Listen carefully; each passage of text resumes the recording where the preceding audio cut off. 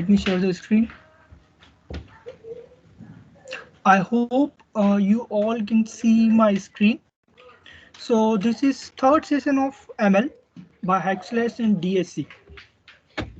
So quickly agenda of the session: supervised and unsupervised learning. What are they? We will just covering the definitions. Then representation of machine learning problem. And let me just correct it.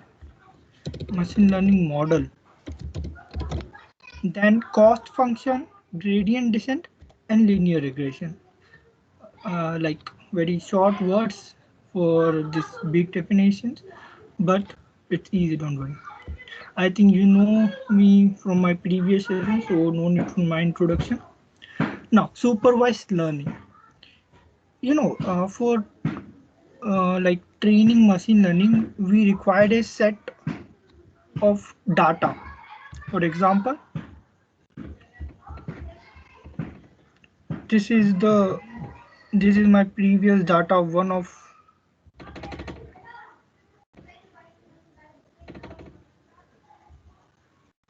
okay, so this is the previous data set. It creates year of experience of employees and then their salary. So this is just a small data set. In this, we know that a person having an experience of 1.1 has salary 39343. So we know the true answer. For example, area. For this area square feet, price is 20 lakh. This price of house. 16,000 square feet, the price is 20 lakh. 750 square feet, price is 10.5.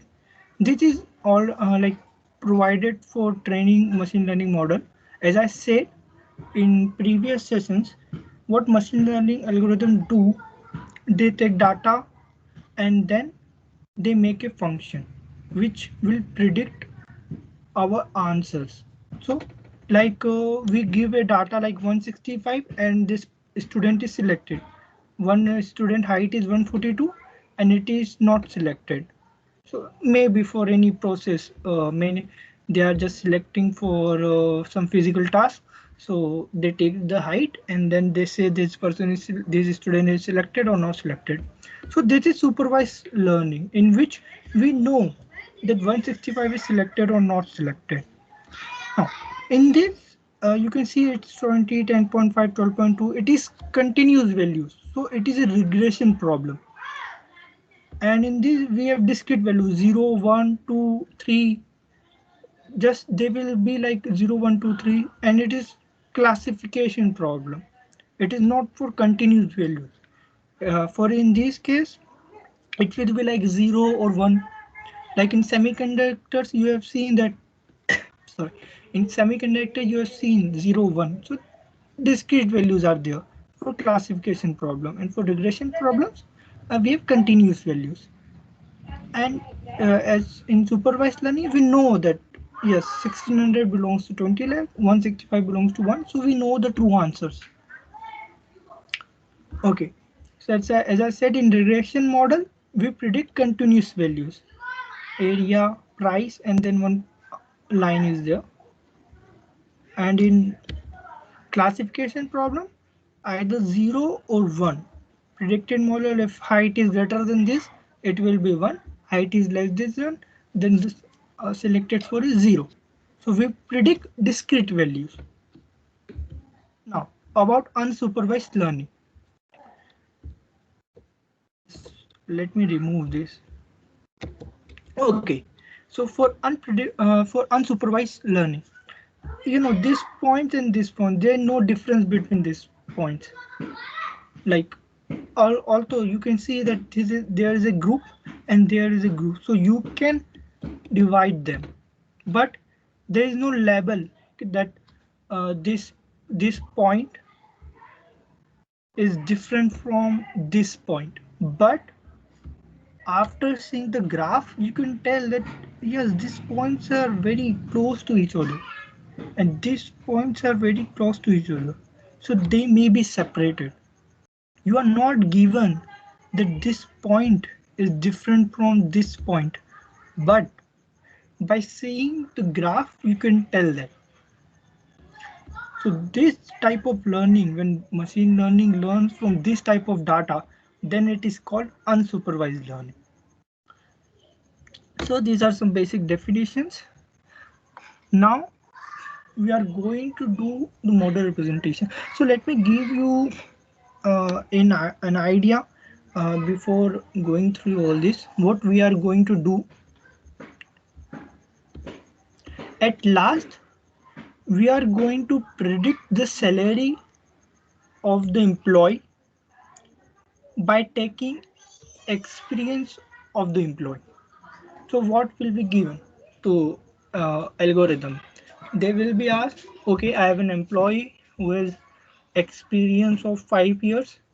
Tell me what should be his or her salary. Like a company can need this. A company need this. Okay, I will give you the data of my 10 years data that employee having this experience in years have this salary.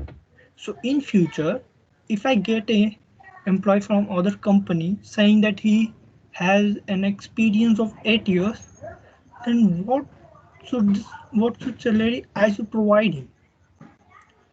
So this can be done by machine learning algorithm.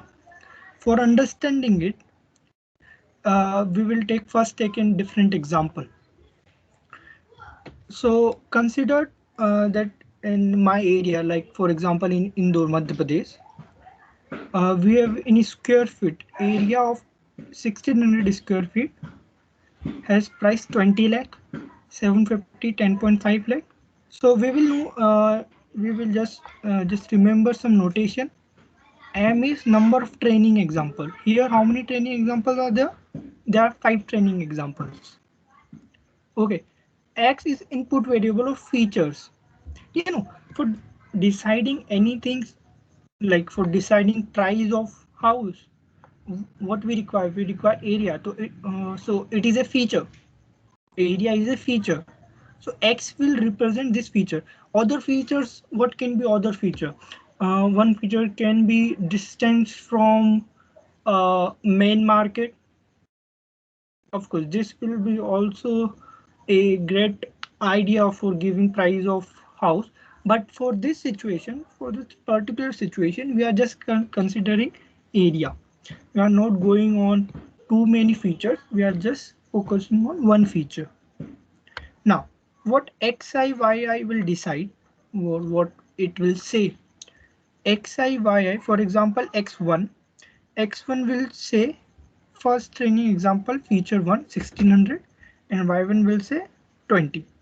I think this is clear. This is very simple part. Okay, so we are moving to next slide. So how our model will look like? We will have a training set like this. A training set in which years of experience given, salary given. We will feed these to learning algorithm, and algorithm which can learn from this data, and then it will generate a function. And then what this function will do? This function will ask you size of house. This function will say, okay, give me size of house. You will give them, and it will predict estimated price of house. Okay, so for this particular case, this housing price, what we are going to say, HTX is equal to T0 plus XT1. And we will use HX, we will write it as HX shorthand. So we are not going to write T just for writing it easily. So what this T is, look, any line can be represented by this form. Mx plus C, we all are familiar with this, but I have used T0 T1. So this is the predicted model. This line is this predicted model. So what machine learning will do, it will select such T0 and T1 so that we can predict the estimated price of house. So the aim of this machine learning algorithm is just to predict such T0 and T1 which can predict very accurately or probably by 90%, 92% correctly the price of house. So just next slide. Okay.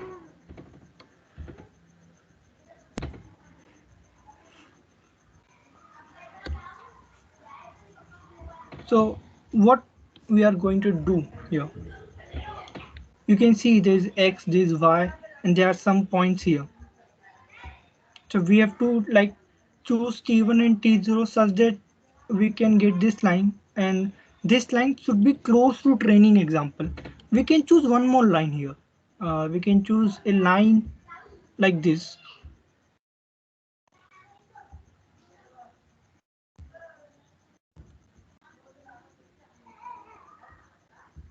But is this line is more accurate?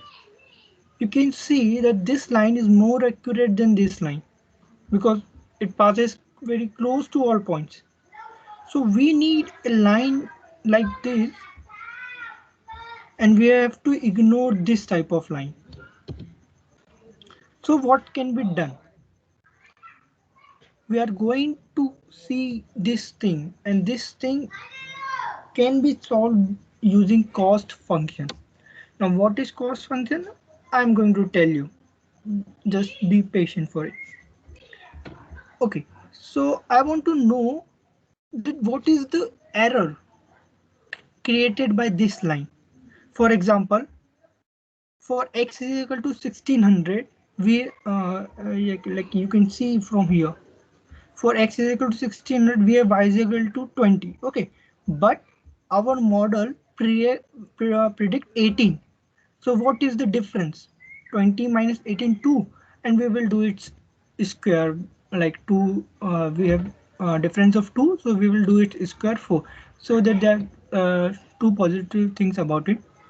Like if by chance we get 22 minus 20, or like 20 minus 22, then it's minus 2. So if we are adding the error, then it will get decreased, but it should be increased because simple, like we have to add the errors, not subtract it. So if any negative error is coming, or as it is an error, it is converted to positive.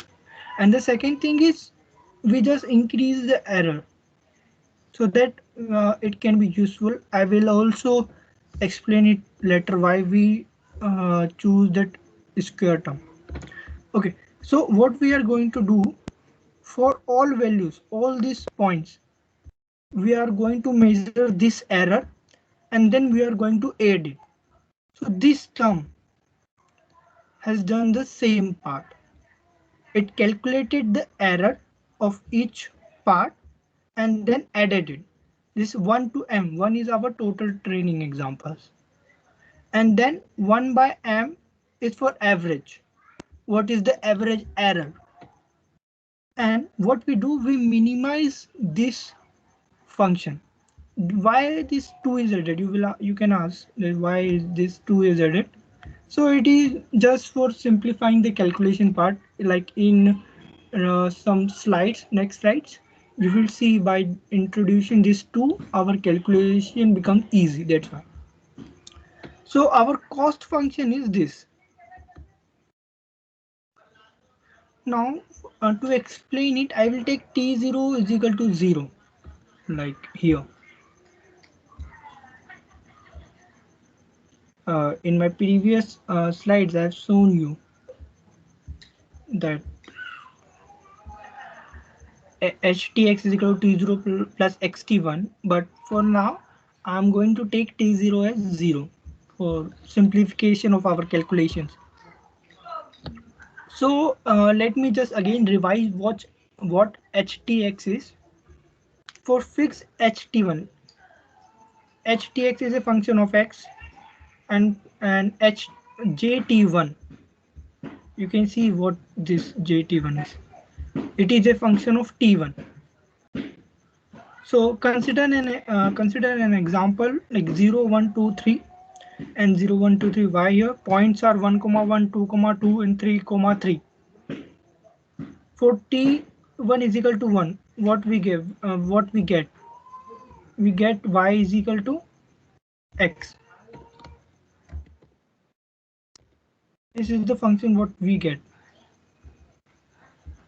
So for t1 is equal to 1, what will be error?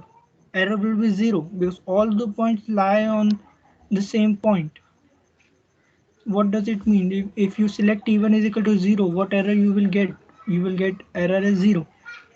Now you will choose 0.5 and calculate the error, then 0.2, 1.8, and what you will get? You will get a, or you will get all the points, and when you will join all that points, you will get a curve. That curve look like this.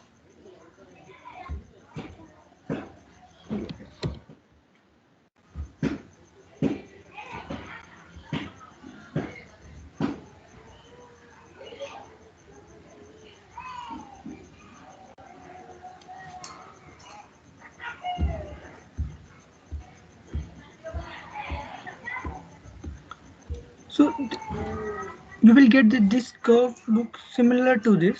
So what you want? You want this minimum of this function. Now, as I said, minimum of this function, you clearly got a strike on your brain that okay, for minimum, what we do? We find differentiation. So we are going to do differentiation part, just wait for it. So this is the function of, this is the graph of sum of all the errors. When t1 is equal to 1, we get y is equal to x, so error is 0. When t1 is equal to 0.5, y is equal to 0.5 into x, and then we calculate the errors, and then we sum it, and then we created a point like 0.2, we get the summation of 0.2, so point it, and then for every point we do the same, and we just create a graph. I cannot show for all points because time is very less, so I cannot show for all points, but as I showed for t1 is equal to 1, you can find for 0.5 or anything. And then when you draw a curve by crossing through all the points, you will find that this will look like this. Of course, this curve may can be changed. It's not, I'm not saying you will get only this curve, but you will get a curve similar to this. You can get a curve like this too.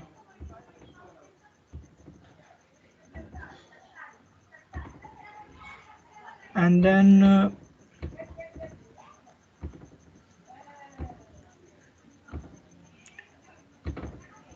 you can get a curve like this. There are two minimum.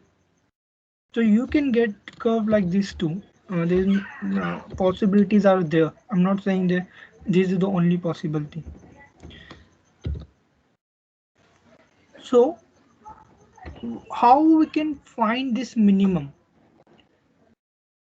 If we find this minimum point by our algorithm, we can say that yes, we can find a line which passes through all the points such that our model can predict all the values correctly. So our aim is to find this point. No, there are various methods for this. In machine learning, there are various methods like gradient descent and other complicated too. But for now, we are going to choose a very simple way, a very basic way. And if you can just understand this particular method, I must say that you will not face any problem understanding other method too, because although this is very basic, but this is a very base method. Like all other method depends on this. There are few more advanced method too, but for the time we are not going to focus on that. For the time, we are going to focus on one method called gradient descent. So what this gradient descent do, or how it is work?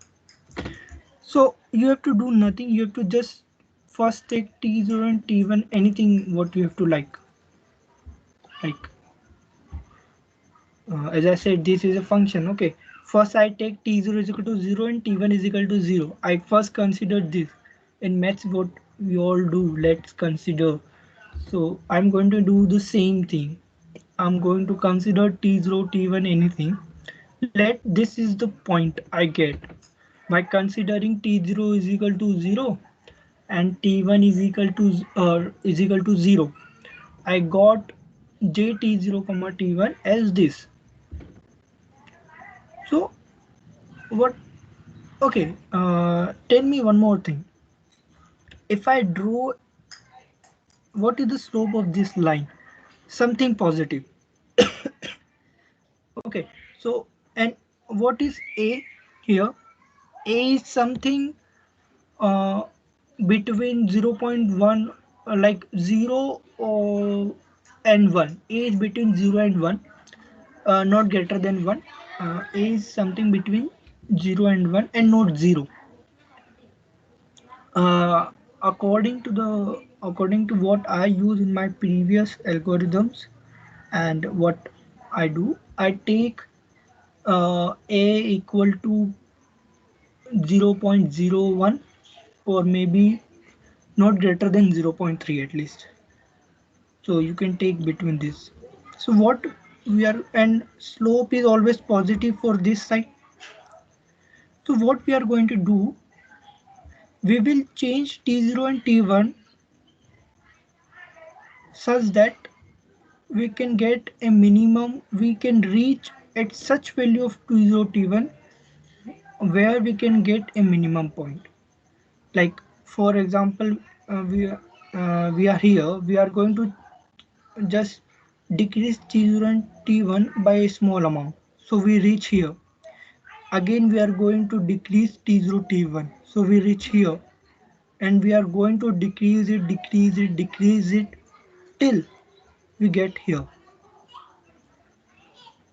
Then how to decrease it? So that if a point is here, then t0 and t1 should be increased, and if a point is here, then t0 t1 is decreased.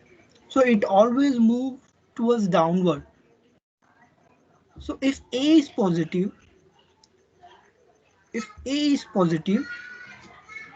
then this slope here, the slope is positive. At this point, slope is positive.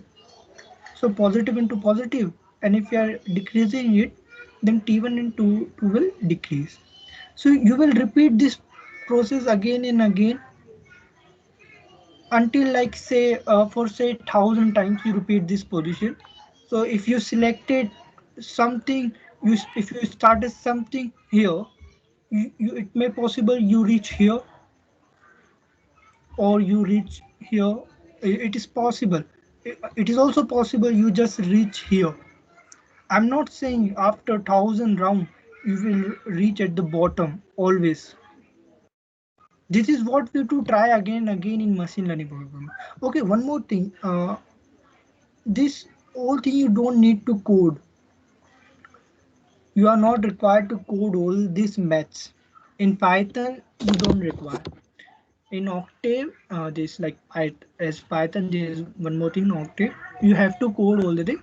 But if you are using Python, you don't require to code this thing. So don't worry, don't keep in mind that how you will code all this thing. You just don't require it. One more thing about this, like this tj is equal to tj minus m. There's a j and j is equal to 0 1. So what you do, first you change 0 t0 and then store it temporary variable, and then you change t1 and store it temporary variable 1, and then you like assign them. It's not like you change t0 and then assign them, and then you change t1 and assign them. You change both the things simultaneously. This is a small thing. If you want to know, it is just for information. It is not something you have to keep in mind. Just you have to keep in mind this thing, like this particular thing you have to keep in mind. This thing is, if you don't want to remember it, it's okay, but you have to keep at least this in mind, that you have to repeat it again and again such that we get a T0 T1 whose error is minimum, and you always just decrease T0 T1 little bit if you are on a positive side, like this positive slope, and if you are on negative slope you increase T0 T1 slightly. So about linear regression, for linear regression we already discussed this is the thing what we are going to do. This is the like cost function, and this is the function which will help us to predict the price of house. So what, in this complete thing you can implement this tj minus a into the only thing that creates problem in your mind is the differentiation problem. How you will do differentiation? Other things can be implemented easy, but how you will find differentiation of cost function? So I have solved that for you. Like this is the function, and this is partial differentiation of tj. Then for j is equal to 0, partial differentiation of this term is equal to 1 by m into something summation. So I'm not going to do complete maths here, but I will keep this maths in my PPT so that after this session someone wants to check their answer, they want to do maths and they want to check their answer, so they can go and check whether their differentiation is correct or not. For this purpose I have included this in my PPT. So you don't want to do this all maths, but just try to know this thing, that we repeat tj and again we decrease tj and again after 1000 or 2000 or any number of time, so we get a minimum value. Now let me tell you that Python is magic, not machine learning, but Python is magic, and how you will do linear regression problem in Python. So let me take a few minutes. I will take 2 minutes to see if you have any questions before this, so you can ask. And after that, I will show you how you will implement linear regression in Python. So if you have any questions till now, for 5 to 10 minutes, we are going to discuss these questions, and then we will proceed further. Because I'm thinking that like today there are very less people, so if you want to ask any questions regarding our previous thing, then you can ask. If you want to see any slide, you can ask me by unmuting yourself, and then after 5 to 10 minutes I will show you how to implement linear regression in Python. So let's just go for question answer route for 5 to 10 minutes.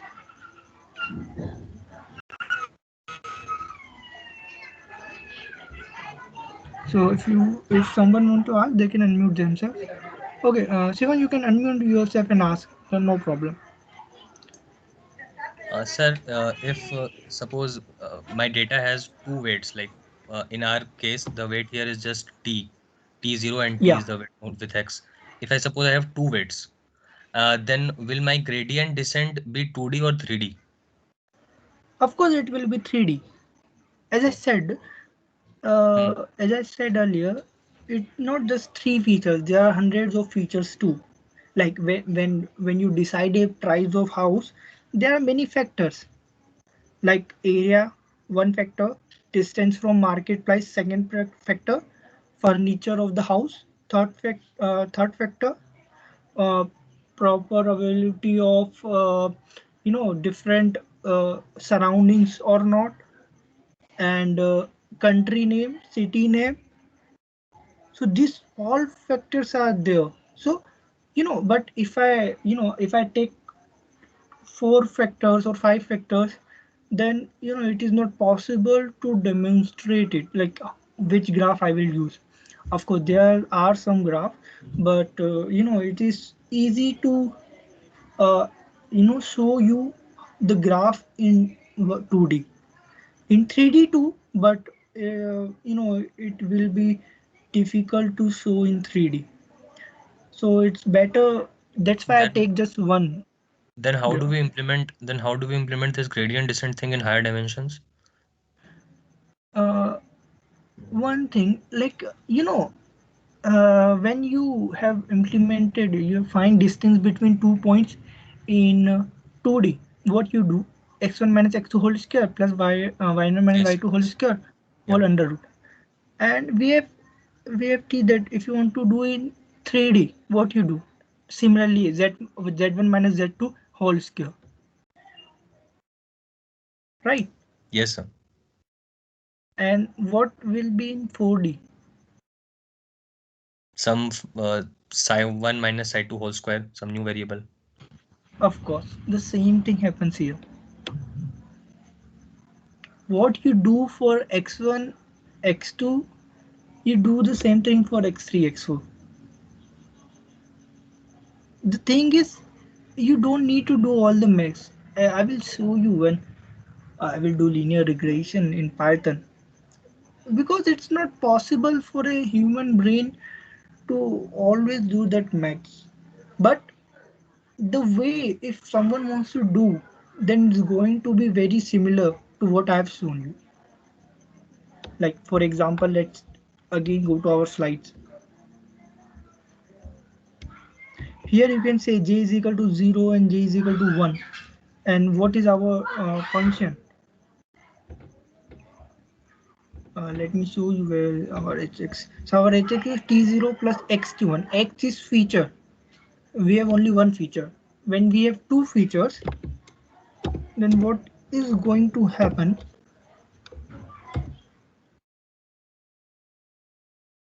We are going to have x2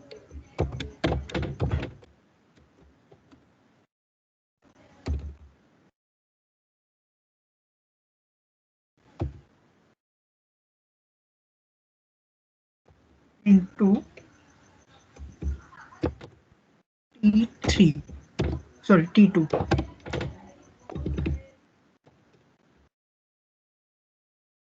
In its color.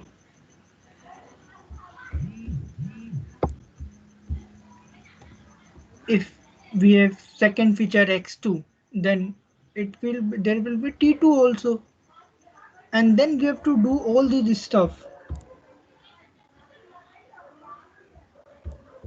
For j is equal to 2 also, we will t2 is equal to t2 minus a into partial differentiation of j t0 t1 t2 with respect to t2. If there is t3, then we will do it for t3 also, t4 also, t5 also. We are going to do this for all the t's we have. Also, I think your question is clear, Shivam. Yes, There's sir. one Thank more. you. Okay, I think Himanshu is also Sir, yes. raising his hand. Sir, what is A? Sir, in 12th slide, In which number slide? 12th slide, gradient 12th descent. slide. Uh, okay. Sir, What what is is A? How to decide its value? A. value of A? Yes, Actually, sir. A is called uh, learning rate. For example, let me explain you. If A is very large, A is, let's consider A is equal to 30. So if you are here, so let's consider for t1. So t1 is equal to t1 minus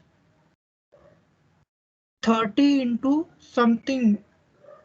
Uh, the slope here is, let's consider slope is 2. So 30 into 2, 60. So now A is 1.8. 1.8 minus 60, something minus 58 or something, close to it. So we will find another point here. So our next point will be somewhere here. So are we going to our right direction? No, we are not. So for this purpose, A is always between 0 to 0.3 or 0.5.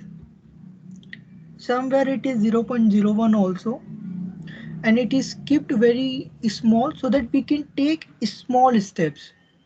Our next step should not be go this much further. It should go somewhere here only.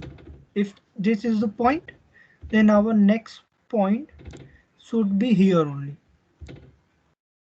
So you have to take little steps. That's why the value of A is very small. And Sir, sir, Himanshu. sir, each A means how much it moved from previous point. Am I right? Yeah, of course, you are right. Okay, sir. Okay. And A is always positive. Just keep this Oh, in mind. means A is graph always. always moving forward. I can understand it. Can you repeat it? Sir, you said A is always positive. Am I right? Yeah, yeah, of It, course. it means graph will always moving towards right. Sir, No, it's not. As I said, graph can be of any type. You know, graph cannot be I'm not saying that graph will always be of this type. But the machine learning algorithm, when it runs for many times, ultimately it's going to be in this at this point somewhere at global minima or local minima. hmm, It is going to stop because this term, this A and this partial differentiation, both when going to work, it always going to make the next point lower, not higher. It will uh, never decide a point next point higher to the previous point. The next point will be always lower than the previous point. This is always going to happen independent of what the graph is. So Himanshu, is that clear yes, sir. or Now you it's have clear. any doubt? No, sir. Now it's Okay. clear. Okay. So okay, let me ask one more thing. Let's, as I said, I hope I have that graph again. Let me check. I don't have that graph. So let make it again.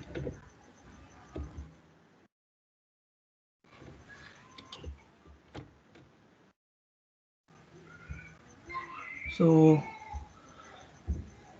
here I'm making a graph again.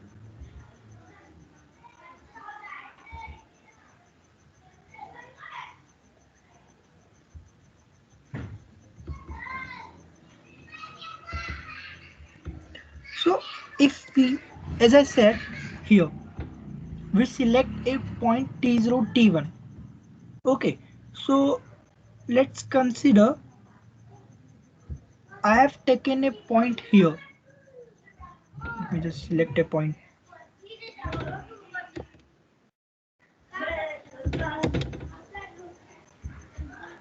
I have taken a point here. Then where it going to stop itself? Okay, one more thing. Can you what is the slope here at that minima? Zero. Zero. Okay, so after reaching this point, this value will become zero and there will be no change in t. Okay, so let us consider that we have taken a point here. Then where it going to stop itself? At local minima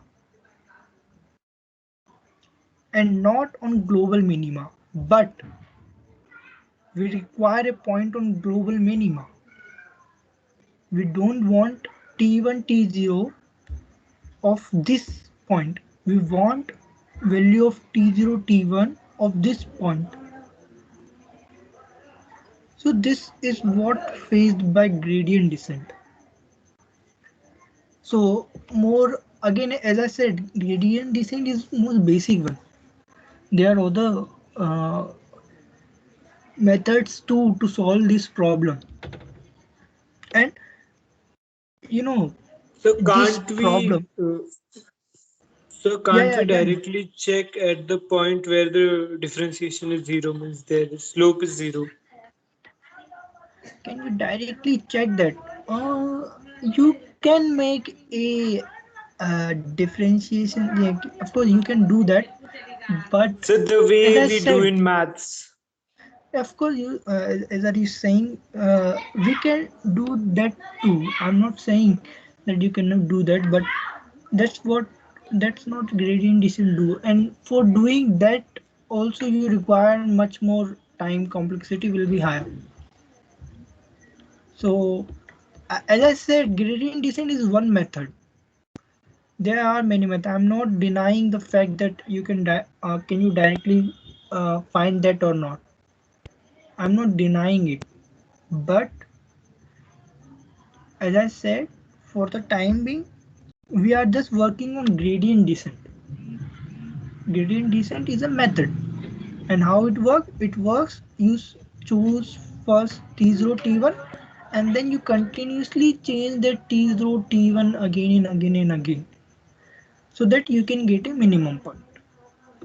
Now the thing is, if you choose a point like this, it's going to stop at this point.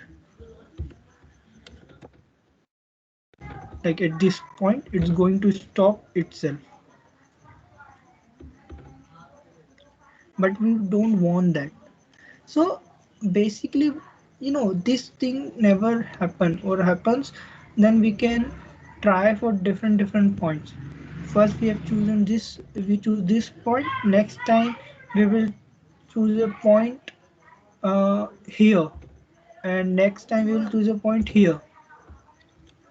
Like we choose a point here, next time we choose a point here. So that happens in machine learning. You try different things.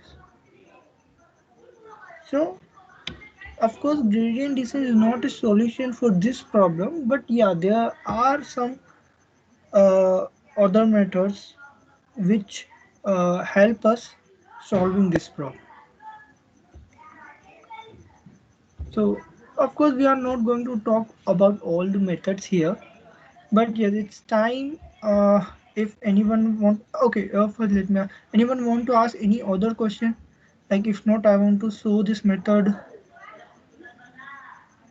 Uh, Shivam, you can ask your question. Yeah, ma'am. So you said that it will take same computational time if we multiply a number by 0.1 or 0.5. Yeah, that's okay. But Yes. it will, if we multiply a number by 0.1, it will do the gradient descent thing slowly. Matlab, it will cover the point slowly, and by 0.5 or 0.3 we multiply, it will cover fastly. So that's the difference.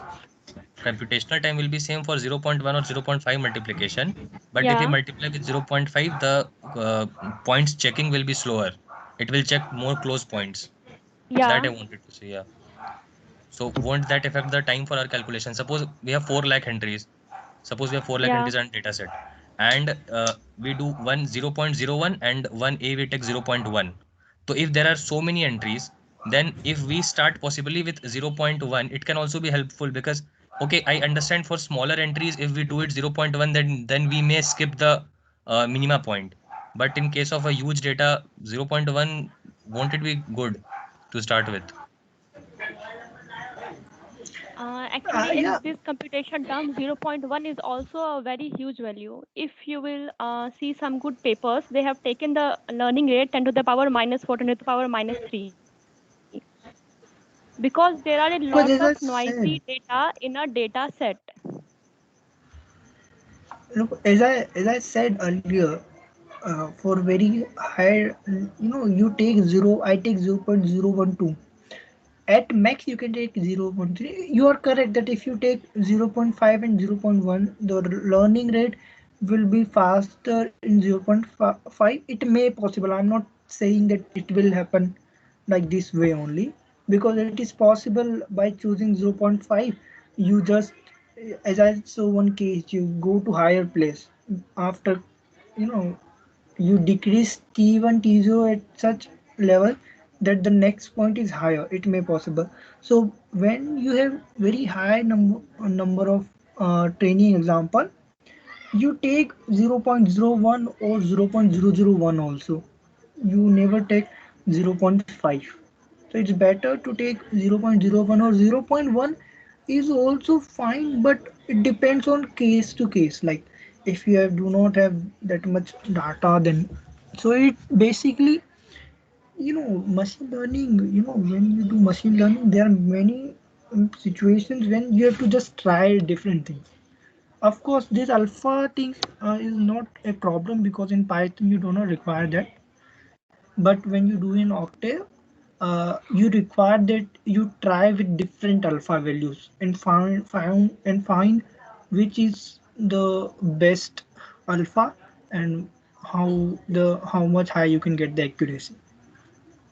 So this alpha thing is a try thing. Actually, there is a graph and there is a method by which you can tell. There are two things actually, as I said earlier too. Let me show you the graph. As I told you earlier that it is possible that you reach here and then the repeat, as you said, the repetition to 200, but it just reached here. So how will you decide how many times you have to repeat?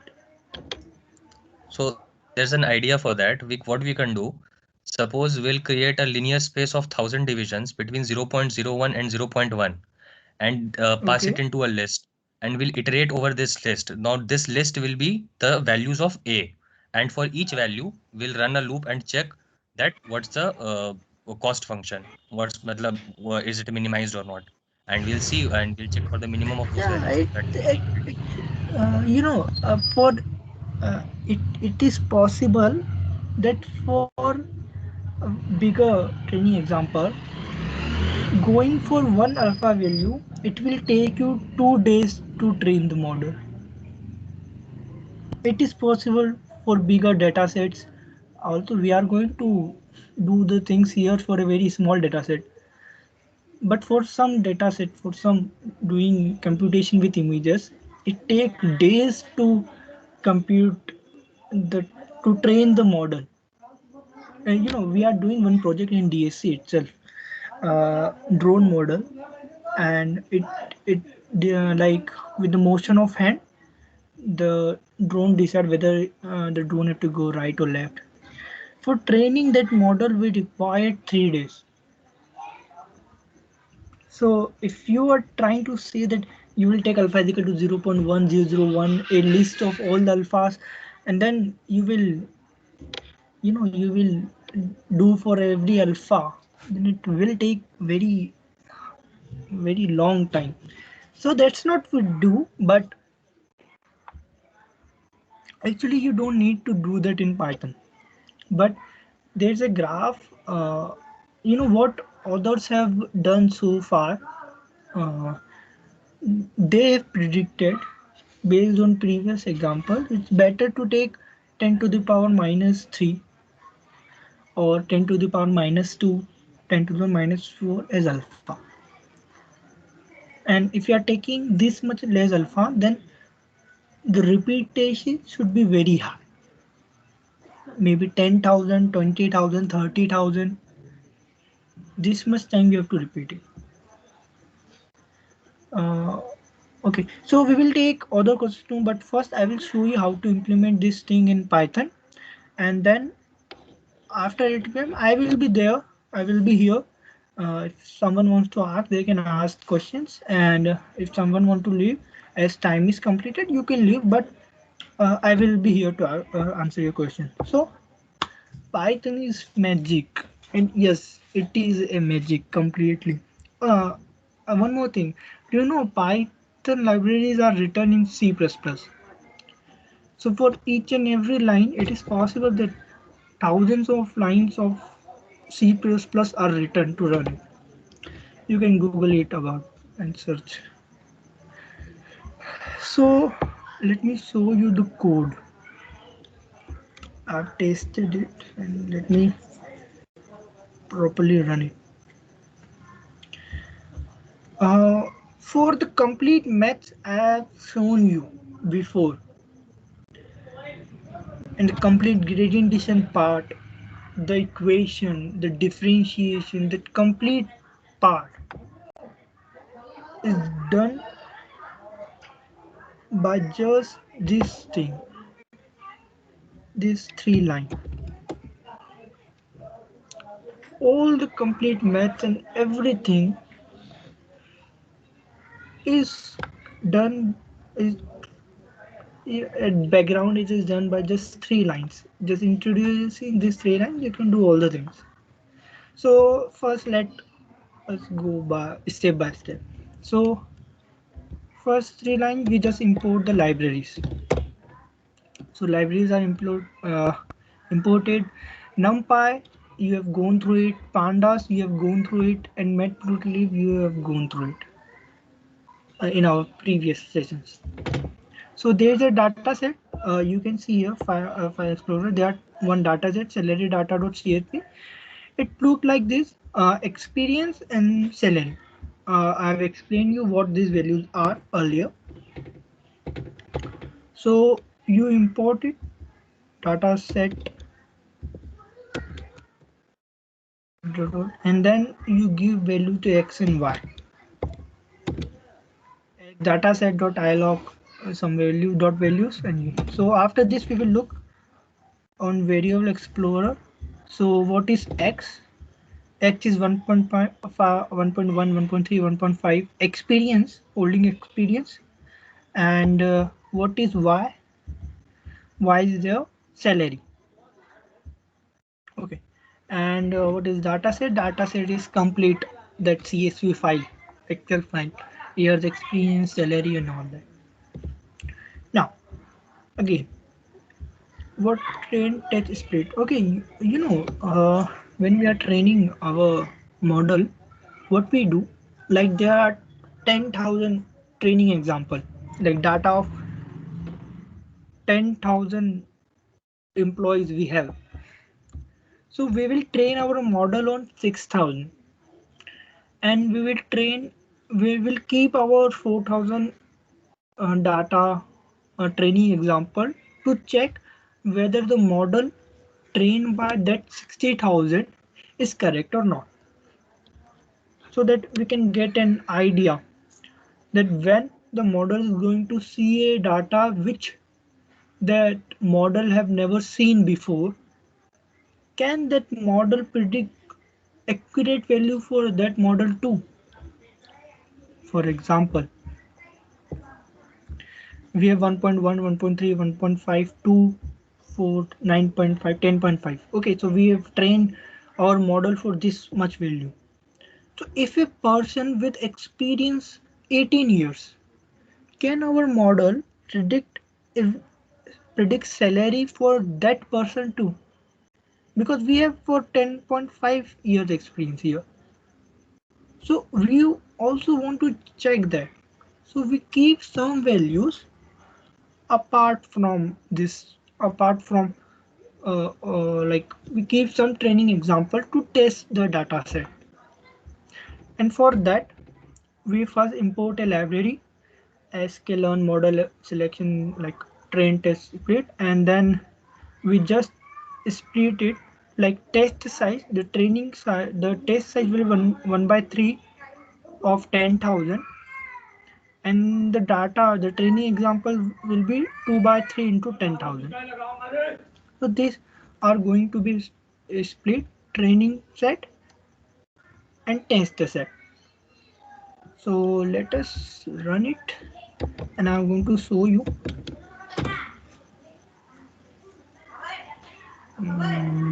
It will take some time, I think. Okay, it is completed.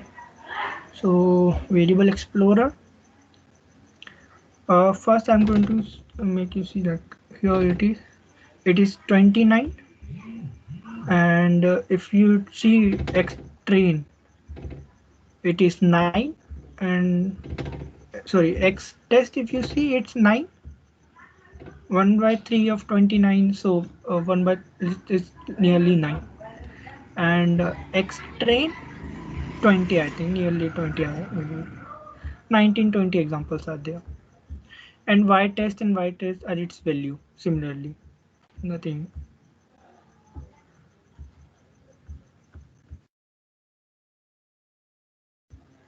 So y test, I think it will be 9 values. Y test it will be a 9 values, and y train it will 19 values. So that's how it is divided.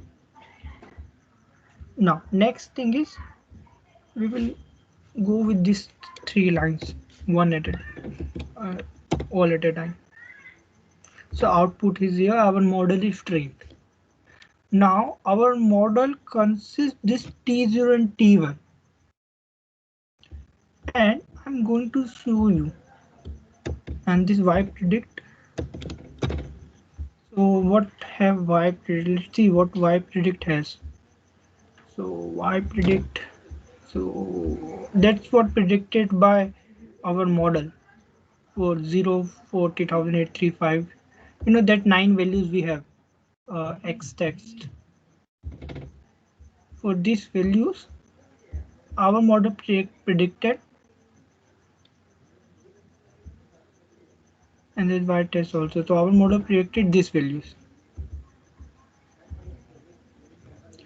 So you can see it is nearly close 37, and we are predicting 40,000. It's on 12,002.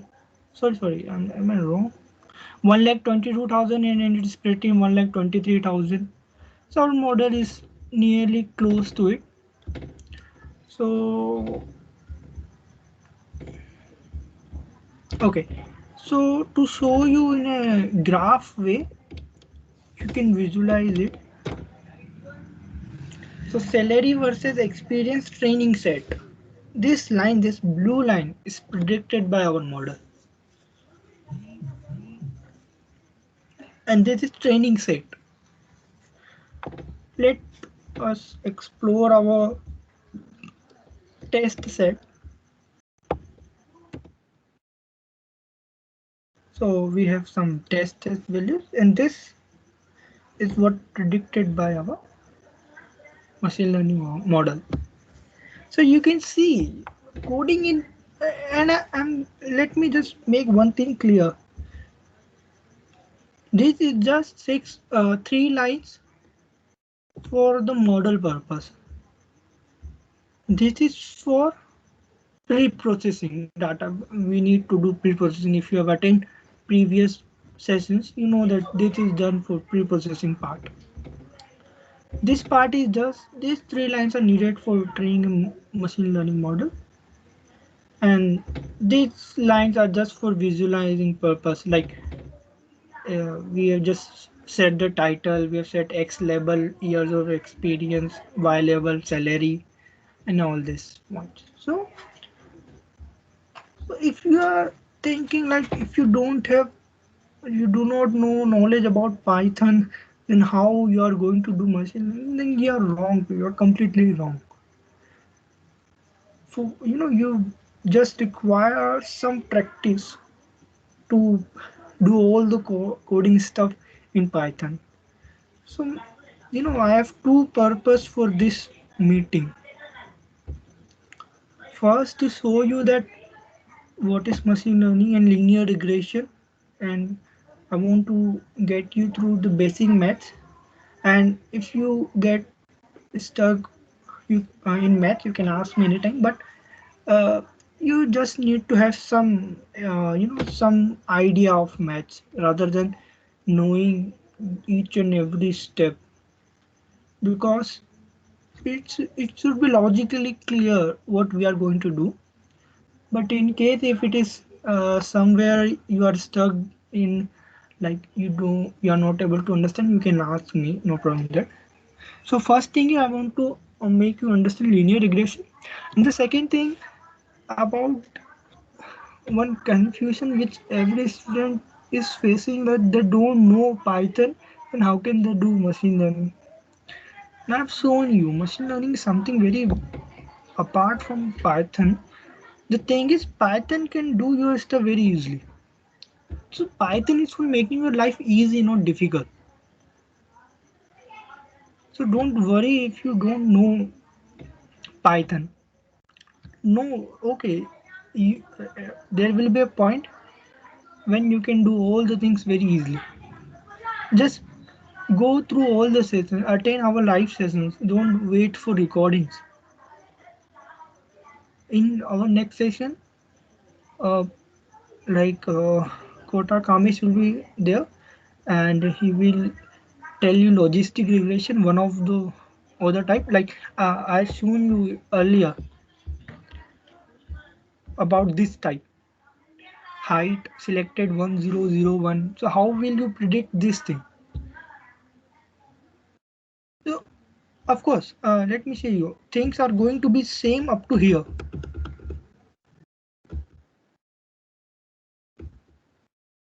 Up to here, things are going to be same. Of course, he is not going to discuss the complete maths behind it. He will give an idea he will give, but he is not going to discuss all the maths, because in every session we cannot discuss complete maths. That's why I have covered all the things in details. So all the things are going to be same up to here. For this partial differentiation, as this function is changed, this htx will be changed, and this j function, the cos function, is changed. The partial differentiation function is also going to change. So we are going to put something different here. All other concepts are going to remain same. So I think it's time. I cannot take time more than this, but I will answer the questions you will ask here. So I am here for 25 minutes. So I will answer your question, and I will share the code. Don't worry about code. I will share each and everything on Slack. Okay, one more thing, like some student asked me on DM Slack. It's good. I have no problem in that. You can ask me on Slack, WhatsApp, or whatever you want. You can DM me or anything you want. It's no problem in that. But it's like if you ask in that ML Freshers Slack group, other student will also know about your doubts, and like it's possible that if I'm busy in something, some other person can answer you. So you can get answers fastly. So if you ask on ML Freshers group, and there are other benefits too. And people can see that you are interested or not, because we don't only judge on whether how much you know, we judge on are you interested or not. So try to ask on Slack, but Slack, uh, a group in which we all are here. But if you want to ask on DM, you are always welcome. So for now, if anyone want to ask, they can unmute themselves and ask, no problem.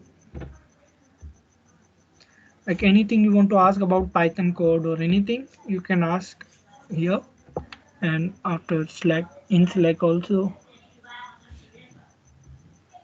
There, let me check some till anyone is raising hand. I can see other questions in meeting chat. How to get CSV files? I will provide you one CSV file. Yeah, I will provide you one. Most probably this file, which I have shown you.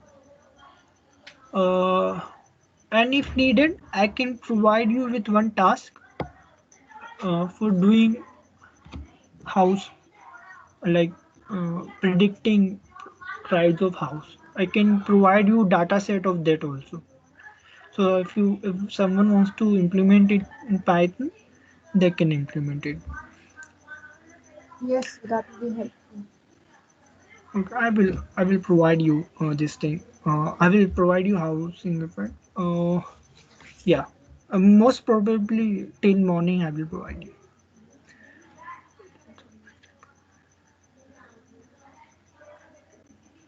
Okay, Anuj has asked earlier that this way give us approx minima or exact minima. As I said earlier, it depends on how much iteration. It may possible that you get exact minima also, and it is possible that you don't get exact minima by doing that complete stuff which I have shown you, that complete doing that maths and then implementing by yourself. But if you are going to through Python, of course they have implemented using very uh, accurate and efficient methods, so you are going to get nearly exact minima, the minima which is possible. Of course, for simple questions it's going to give exact minimum. For difficult ones it may vary. When you go with deep learning, when uh, of course that's a very far thing to say about, but when you go through deep learning and all that stuff, things depends on how you structure your things, and depending on that things may vary. But for the simple things like salary, predicting salary and on and all that, it will give same answer all the time. Okay, so I have one new message too. How do we got derive cost function? No, I have shown you how we will derive. Okay, so let me. So what we do, cost function is a summation of all the errors. For example, x is equal to 1600, we have y is equal to 20. But by our function, we get 18. What is the difference? 2. So we square it and say add 4 in the. Let me just take 2 example. So we have 4. By selecting x is equal to 16, we have y is equal to 20. So our error is 4. Now for other example, we have 5 examples now. We will see all of them. For x is equal to 750, we predict 11.5. We predict 11.5 for x equals 750. Then what is the error? 1. So 1 square is 1 also, so we will add that thing. And then again, for x is equal to 800, we predict 15.2, but it is 12.2. So 12.2 minus 15.2, 3. Oh, sorry, minus 3. Minus 3 square, 9. So we are going to add 9 here. So what we have done, we have sum of errors square. So actually this function is also called square error function. Yes, square error function. This function is also called square error function. Maybe I am just confused in name, but as per I know, it is called square error function. So you have what you have done. You find the error, you squared it, and then you sum it, and then you have taken its average divided by 3. For calculation purpose, you don't divide it with 3, you divide it with 3 into 2. But if you divide it with 3 also, it's not going to affect anything. Why? Because minima will not change. Minima is going to change whether you divide it by 3 or 3 into 2 or you don't divide it. Minima is not going to change, and if its minima is not going to change, then it doesn't it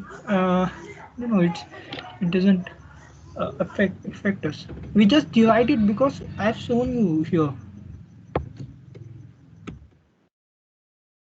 For getting this differentiation, this 2 is now removed, because differentiation of this term 2 comes in front of 2 comes outside square. So x square differentiation is 2x. So that's why the 2 is removed. So that's why we have introduced 2.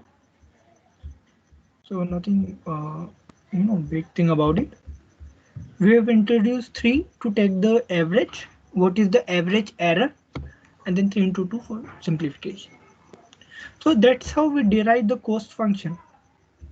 We just find the average of sum of all errors. So we are not Sir, how deriving we anything by doing maths. We are just doing it by logically. Yeah, of course. Someone just pinned me, so you can unmute and ask anything if you want. sir in cost function how we get 18? How we get? 18 as mentioned there, but we get 18, so difference is 20 minus 18 is equal to 2. Sir, Okay, what is this it? I'm just no. I'm just telling you that we have one model. This line we just selected T1 and T0 such that it predict 18.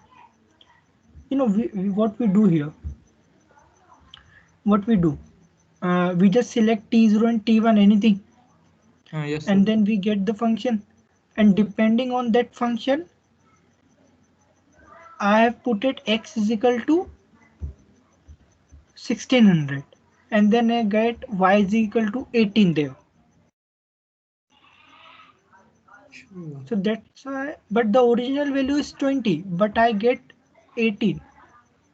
So I am assuming that this function, Means this we get 18, 18 from that graph, sir. actually, okay, let me explain you again. So here is the function, okay. Yes, sir. We get 18 by this function. Yeah, right. Htx is equal to t0 plus xt1, okay. So I put it t0 as 10 and t1 is equal to 1 by something. Okay. And then I put it x is equal to 1600. Yes, sir, got it. I got it. Oh, so that's why we put x is equal to something, and then htx gives us 18. So 18 minus 20, it's minus 2. Minus 2 square is 4. Oh, yes, sir. And So sir, that's how also, we. sir, Yeah. in PPT number 12, Okay. sir, please show once again. Sir, why graph is starting from below 3 as we take input from left side of 1? There is no point between 3 and This 1. is just an example. I'm not saying you that values I plotted are correct one. I'm just taking an example that if you really point it, if you really point each and every point, you will get a shape like this. I'm not telling this is the actual shape. Like if you Okay, made that this point should be exit, I'm not telling that. I'm just telling you that the graph will look like this. okay, sir. Okay, fine. If we are going to plot about this line, it this will the graph will look like this. Of course, it is possible that it should not Yeah. pass through 3. It will pass through 3. I'm not telling about anything about that. I'm telling about the shape, how it is going to look like. So let me check any other question. uh, what are the major libraries to be learned for writing ML model? Someone asked me much before. You will get this after some time. Like try to practice all the things. I will say you one thing like this thing. sklearn.linear model and sklearn for multiple linear models. So there are many things. So okay, you will get all the libraries. Like when you attend next session, you are going to learn one more library. So it's nothing you can. It's nothing too much difficult thing. So, sir, Yes, Sim. won't training much our model on or suppose number of iterations over throughout the data set is higher, then won't it Okay. lead to the problem of overfitting to the training data? I mean, Actually, our model will be much overfitting is trained. something different. Overfitting never happens because of higher number of iterations. As I Hmm. said, let me show you here. As I said, when you reach here, uh, let me show you one point here. When you reach here, you can yourself can see the slope is nearly equal to 0. Okay, Yes, sir. so the slope is nearly equal to 0. So TJ is not going to change anything. But what you are saying about overfitting, that's a very different concept. Why this happens? What is the meaning of overfitting? Let me tell you what. So, uh, okay, for explaining it, I need something to draw. Mm, okay.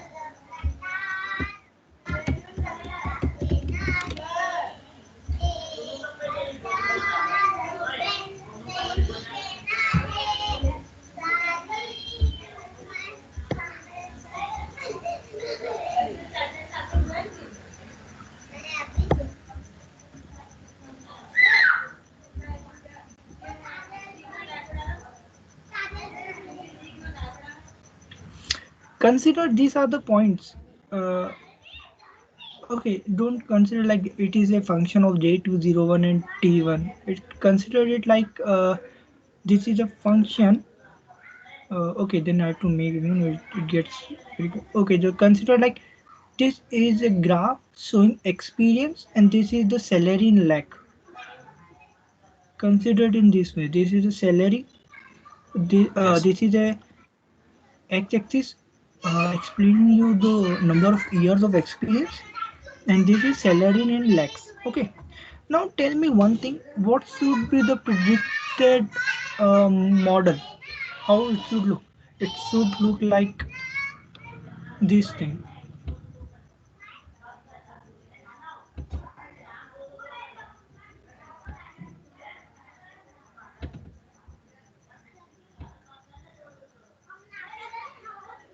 Only.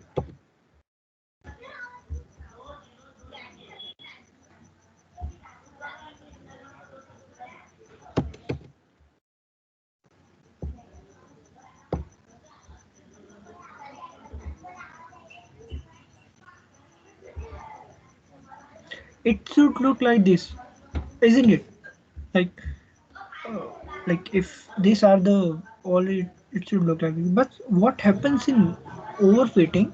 Just for this data, this single data, our model try to behave in this way.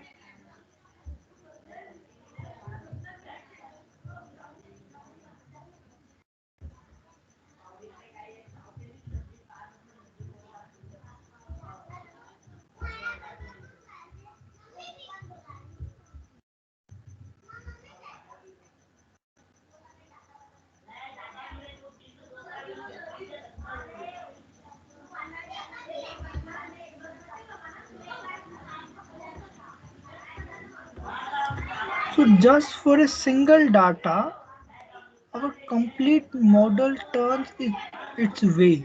So if you want to find Sally or something 1.6, what point you are going to get? You are going to get a point here, but that's not a correct one. Your model should be trained such that it should left this point. It should not consider this point.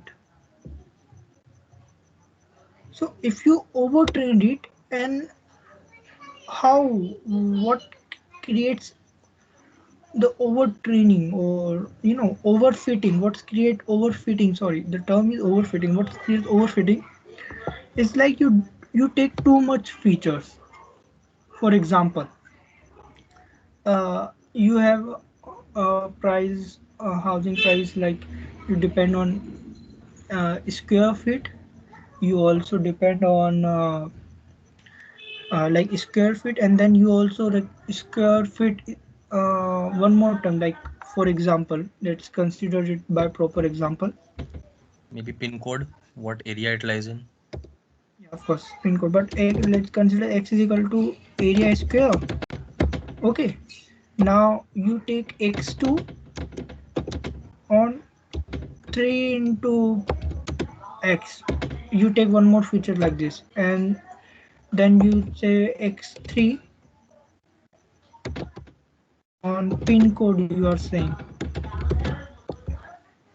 So you, okay, actually pin code will be a good thing to, you know, describe the price of house, because if I got the pin code of Delhi, I think the price of house will be much greater than pin code of any local city. So pin code is a good way to predict the price of house. So not going on that, but if you are taking too much features, and then this overfitting happens, like you take x into 3 into x and all that. Sometimes it helps, sometimes it doesn't help. So that you have to try. You have to try it whether it works or not. For example, why does it go so? For example, here years experience. You know, when you just see in this code x trend, you give x trend here. So like if you have too many features here, you have to see whether it works or not. So this is what uh, we have to try and find out.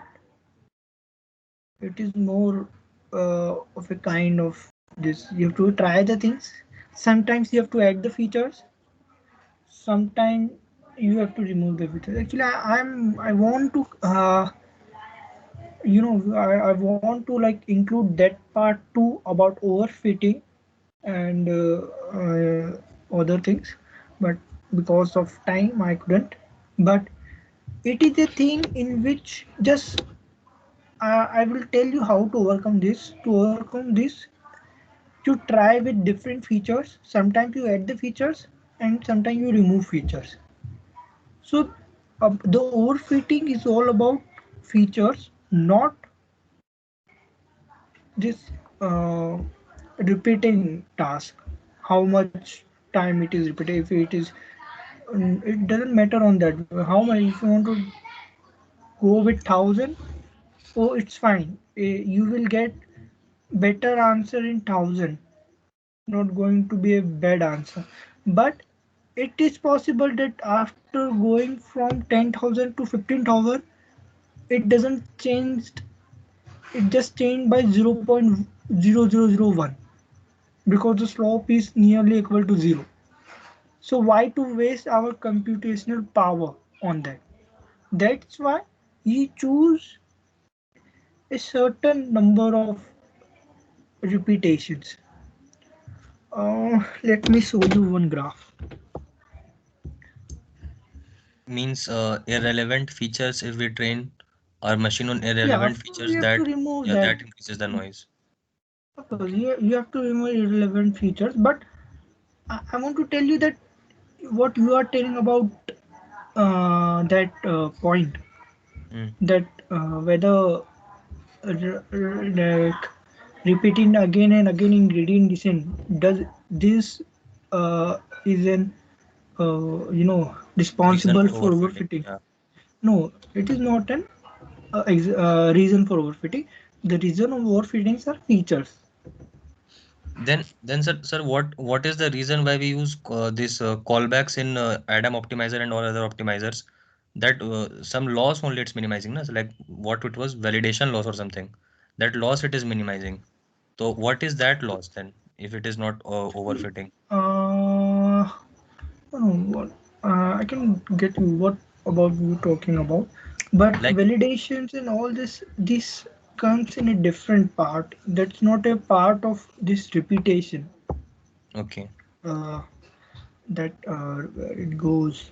So this that repetition part is not included in that, because this is never going to, by taking more number of repetition, it never going to create any bad effect apart from losing our computational power.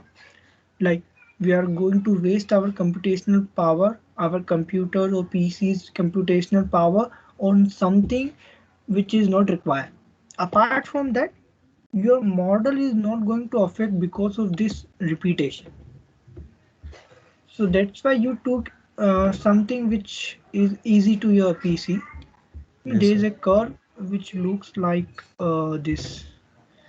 Hope I can draw it.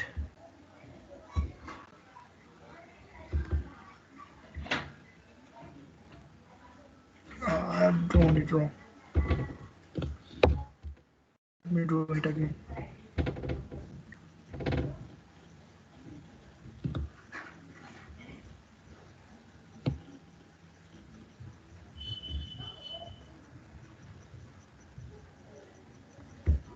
So, this is the specified number of repetitions.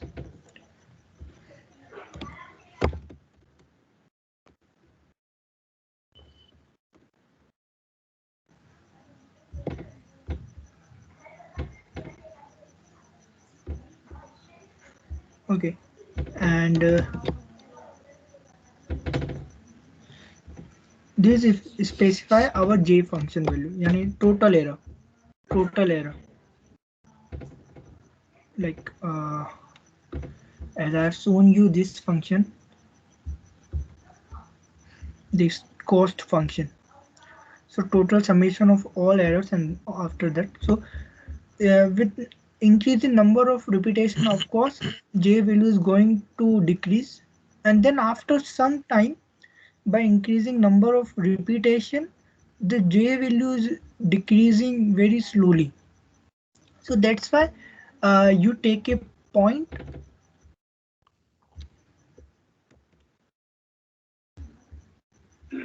here.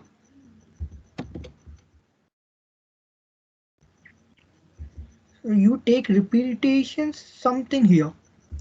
So this is the value of repetition.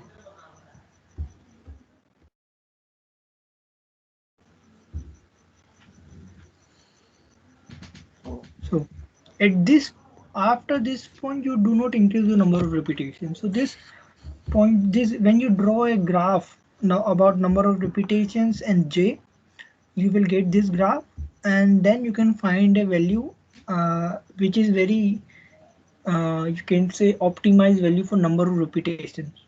And what I mean by number of repetition, this repeat certain amount of time. So this certain amount of time can be find accurately by this graph, by error and by drawing a graph of error and number of repetitions, and then you can, you know, find a value which is optimized. But of course, as I said earlier, you don't need to worry about this thing in Python. Yeah. So I think that's enough for this session. If you have any Yes. more doubt, we are always good to connect. You can connect me on Slack, on WhatsApp, or anything you want. I have given my all social medias on these slides, which I will share. Okay, So sir. think, Thank you, sir. okay. Okay, so thank you. Bye. You can leave now. Thank you, sir. Okay, sir. Okay, Thank you. okay.